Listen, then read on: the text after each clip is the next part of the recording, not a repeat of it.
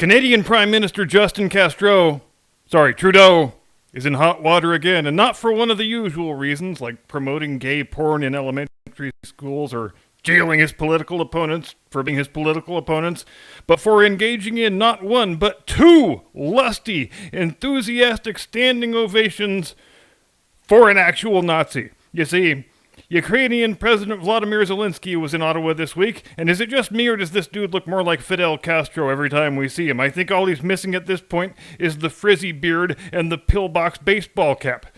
And immediately after he addressed the House of Commons and took his seat next to Prime Minister Trudeau, the Speaker of the House, or former Speaker of the House now, I guess, since he was thrown under the bus and forced to resign in disgrace earlier today, a Liberal Party MP by the name of Anthony Rota stepped to the dais and requested that the House pay tribute to a little old man in a wheelchair who was sitting down in front, whom Speaker Rota described as, quote, a veteran from the Second World War who fought for Ukrainian independence against the Russians and continues to support the troops even today at his age of 98, close quote. At this point, he had to take a pause as the House erupted in thunderous applause, including all manner of hoops and hollers with all those assembled, acting like they had just won the goddamn Stanley Cup. But the ovation eventually died down, and Rhoda continued, quote, his name is Yaroslav Hunka. He is a Ukrainian hero, a Canadian hero, and we thank him for all his service, close quote.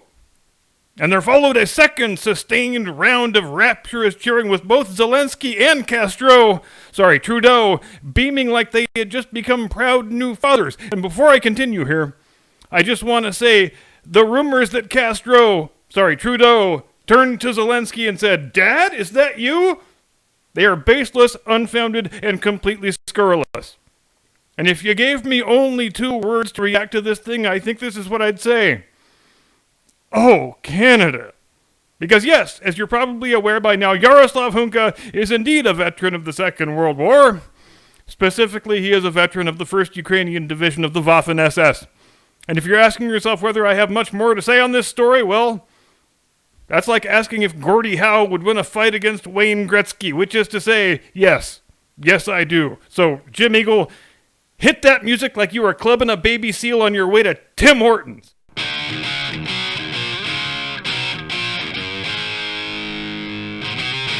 From high atop the battlements of Castle Curmudgeon, if you have ever dreamt about what it's like to pay $6.14 for a gallon of gasoline, come visit today. We have got a fentanyl margarita with your name on it. Good evening, Mr. and Mrs. America and all ships at sea. Welcome to the program. I am your eponymous host and humble servant. And there are a lot of questions that are raised by the Canadian House of Commons unwittingly giving 2 big thunderous ovations to an actual honest-to-God Nazi. But if the story has an easy moral, I think it goes something like this. Wow, you can become the Speaker of the House in Canada without ever having picked up a Canadian history book. Because there's a whole series of problems with Anthony Rota's introduction that I just quoted from, brief though it was. And I feel like we wouldn't need to be asking any of them if this dude had ever picked up a Canadian history book. I mean, look, I know they don't teach history in the schools there anymore because there just isn't enough extra time between teaching the kids about gay porn and climate change. But Anthony Rota, he looks like he's probably around my age, give or take half a decade. Certainly old enough to have gone to primary school and high school and college during a more barbaric, less enlightened age when they actually taught Canadian history in Canadian schools. And so the first thing that immediately jumped out at me about that quote was the part where he says, he fought for Ukrainian freedom against the Russians. Dude? Do you really not know that the Russians were Canada's ally in World War II? Because that seems like a big motherfucker of a thing to overlook. You just opened by praising this man for fighting against Canada's ally. But it gets worse. It gets so much worse. You know why? Because the Red Army in World War II wasn't just the Russians, to use Anthony Rota's descriptor. In fact, If you've ever looked at a world map, you can see just at a glance that the Soviet Union was made up of 15 different federative republics, all of which are independent nation states today. The Red Army in the Second World War was, at most, about 55% Russian. You also had your Latvians, your Lithuanians, your Belarusians, your Estonians, your Georgians, your Kazakhs, your Azerbaijanis, Armenians, Uzbeks, Tajiks, and you know what else? Freaking Ukrainians! And what do you suppose was the ethnic makeup of the Red Army units that were operating inside Ukraine during World War II? If you said, I don't know, but I'm guessing it was mostly Ukrainians, then congratulations, you are less of a dumbass than the Canadian Speaker of the House. The fighting that went on inside Ukraine between 1942 and 45 was, to all intents and purposes, a Ukrainian civil war, being fought between communist Ukrainians and fascist Ukrainians who had joined the Waffen-SS. The Waffen-SS, the whole point of whose existence was to fight the kind of dirty, depraved, atrocity-filled war that the professional soldiers in the regular German army didn't have all that much interest in fighting. Which makes it just all the more precious that the mainstream fake news performance artists are trying so hard to slather lipstick on this pig and clean things up for Mr. Trudeau, by using terms like Nazi-linked or Nazi-adjacent or, maybe just a tiny little bit Nazi, and other such mealy-mouthed pedantic nonsense to describe the unit in which our man Yaroslav Hunka served. But if there is anything we have learned in recent years, it's that there is no bridge of intellectual dishonesty that our friends in the fake news performance artist community will not happily cross. If it means trying to clean up a mess for a leftist politician who is suffering from some sort of self-inflicted PR disaster. So let's dispel that bit of lying-ass horse shit before we do anything further. The Waffen-SS was a wholly owned and operated subsidiary of the National Socialist German Workers' Party. When the Waffen-SS did its recruiting in the German-occupied territories, they made it very abundantly clear that they were an organ of the Nazi Party and that they were looking for young men whose own views aligned with the National Socialist program, namely anti-communism, anti-Semitism, and an all-consuming ethnic hatred of all peoples who were not German or sufficiently German-adjacent to pass the SS membership test.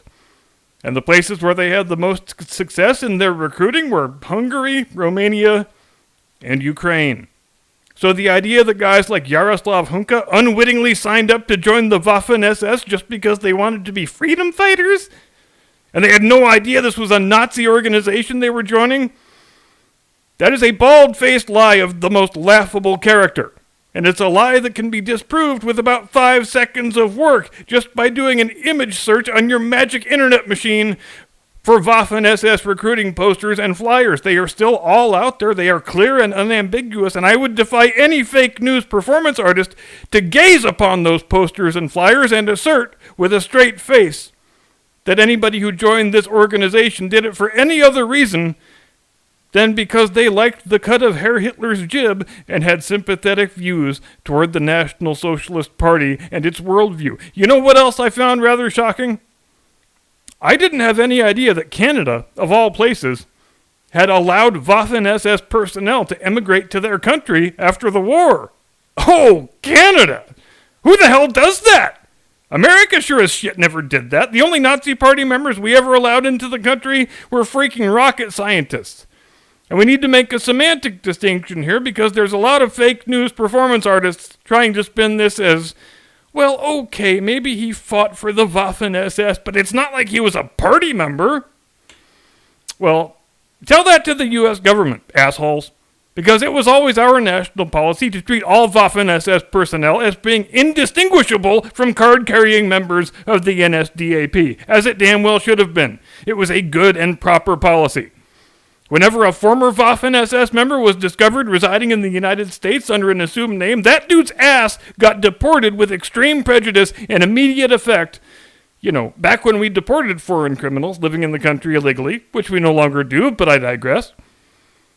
And if that guy was suspected of having participated in the many, many atrocities of the Waffen-SS, he got turned over to Interpol and duly tried for war crimes. And honestly, I always sort of thought Canada's policy wasn't any different from our policy, but it seems It was rather starkly different indeed.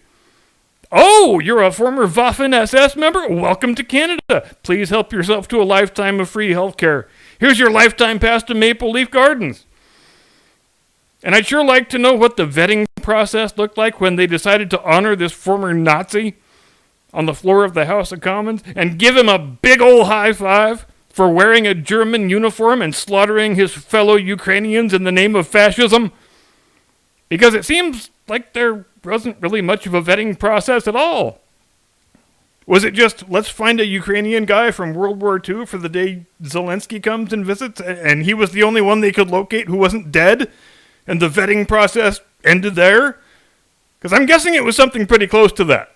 But even still, how many levels of editorial review did this thing have to pass? How many steps were there between the terrible idea and the humiliating, scandalous reality? And none of the people who had to approve the thing have ever picked up a Canadian history book? None of them have even a passing familiarity with the Second World War? Because it seems like at some point, some government official with a high school level education might have taken a moment to ask, wait, if this guy fought in Ukraine against the Russians, doesn't that mean he was with the Waffen-SS and fighting for the Nazis? That didn't occur to anybody in the entire Canadian government, all the way up to Prime Minister and noted blackface connoisseur Justin Trudeau? You're serious right now? And don't get me wrong, we have got no shortage of shockingly stupid, historically ignorant government officials of our own down here south of the border. But I would be willing to bet that neither Nancy Pelosi nor Kevin McCarthy would be stupid or ignorant enough to unwittingly give a glowing, fawning introduction and call a guy an American hero who carried a gun for Adolf Hitler. And who knows, maybe I'm giving them too much credit, but I still can't picture it for the life of me. But you know what else makes this look really great, both for Canada and for the Ukrainians? It makes Vladimir Putin look like he is absolutely right when he justifies his invasion by saying we are trying to denazify Ukraine. It makes it pretty goddamn difficult to refute that statement when you're giving a standing ovation to a freaking Nazi. Like, seriously, just how stupid are all these people? Because I didn't see anybody in that House chamber who wasn't cheering and whooping and hollering, practically blowing the roof off the place like their team just won the World Championship of curling. All the liberals, all the conservatives, all the Bloc Québécois, all the New Democrats. I think that's all the parties they have in their parliament. But if I'm missing someone, I do apologize.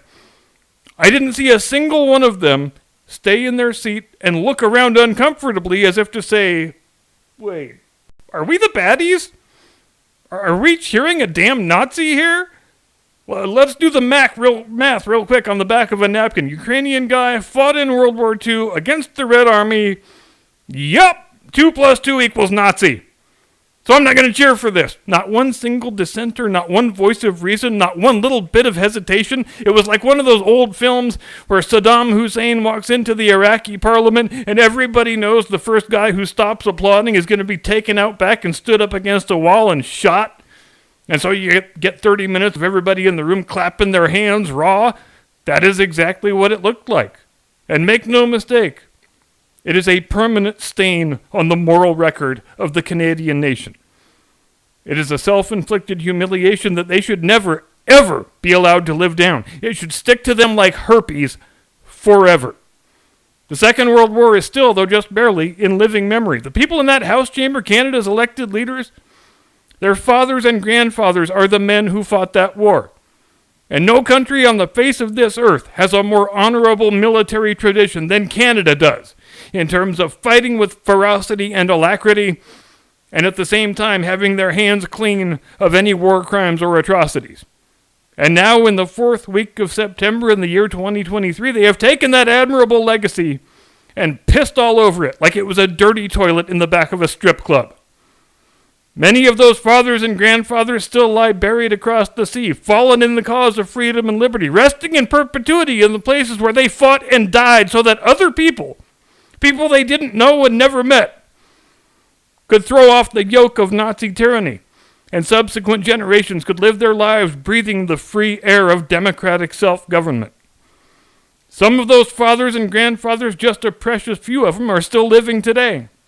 And how do you suppose they feel about their House of Commons giving 2 thunderous standing ovations to a goddamn Nazi bastard?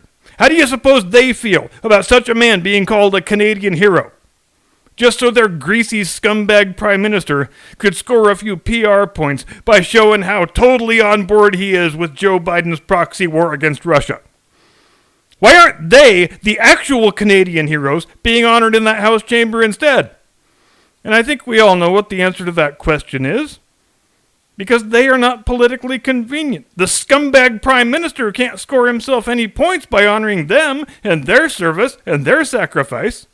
Their service and their sacrifice don't matter. For Trudeau and his crowd, the few veterans who remain alive, they can't die fast enough so that he and his woke douchebag cohort can finish the work of erasing them from history and tearing down all the war memorials so they can be duly replaced with ugly modern art trash and statues of fucking drag queens. When Lady Curmudgeon and I were in Vancouver the other week, and we were sitting on a park bench waiting for the Uber to take us back to the cruise ship terminal, I turned and looked behind me, and I wondered why there was this big Canadian flag flying at the top of this otherwise nondescript little hill that we were sitting at the base of. So I got up and went to investigate. When I got to the top, I saw that there used to be a second flagpole there that had been shaved off and removed fairly recently by all appearances. And I looked to my right and my left, and there were 2 concrete monoliths where you could still see the obvious outlines of the plaques that used to be affixed to them. And then I realized this used to be a war memorial. The second flagpole probably used to hold the red ensign that was the Canadian national flag during both of the world wars. But we can't have war memorials anymore. The wokesters don't like war memorials. And I have little doubt that this particular war memorial was torn down and erased because some wokester fucktards complained about it. And the government, of course, duly complied. Because naturally they did. We can piss on our war veterans all day long. We can piss on the memory of their fallen comrades in arms, but we cannot piss off the wokesters. And we sure as hell can't honor our national history and the heroic service of our soldiers and our sailors and our airmen. We can't honor their courage and their bravery and their sacrifice on the shores of Saint Nazaire and at Juno Beach on D-Day and in 100 other battles on 100 different battlefields. Because the wokesters don't like it when we do that. And the wokesters, well, they make all the rules now. Oh, Canada. Thanks very much indeed for watching. See you next time. Have a great day and a pleasant tomorrow. Do not comply. Get off my lawn.